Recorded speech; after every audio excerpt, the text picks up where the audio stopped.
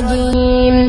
بسم الله الرحمن الرحيم. هل أتى على الإنسان حين من الدهر لم يكن شيئا مذكورا إنا خلقنا الإنسان من نطفة أمشاج نبتليه فجعلناه سميعا بصيرا إنا هديناه السبيل إما شاكرا وإما كفورا إنا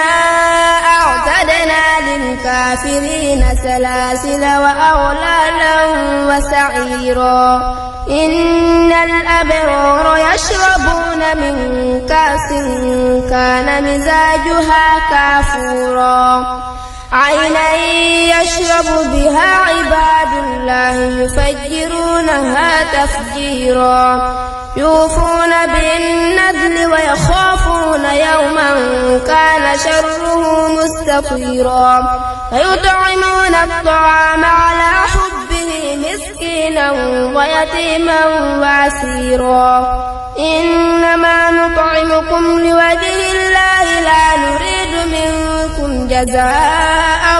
ولا شكورا إنا نخاف من ربنا يوما عبوسا قمطريرا فوقاهم الله شر ذلك اليوم ولقاهم نضرة وسرورا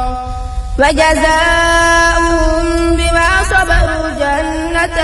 وحريرا متكئين فيها على الأرائك لا يرون فيها شمسا ولا زمهريرا ودانية عليهم ظلالها وذللت قطوفها تذليلا ويطاف عليهم بآنية من فضة وأكواب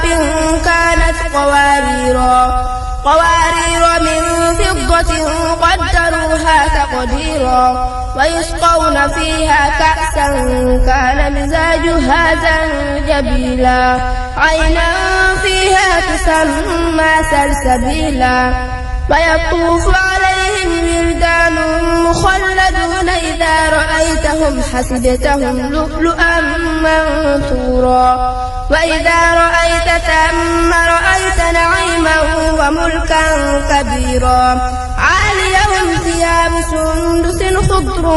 واستبرق وحلوا وساجر من فضة وسقاهم ربهم شرابا طهورا إن هذا كان لكم جزاء وكان سعيكم مشكورا إنا نحن نزلنا عليك القرآن تنزيلا فاصبر لحكم ربك ولا تطع منهم آثما أو كفورا واذكر اسم ربك بكرة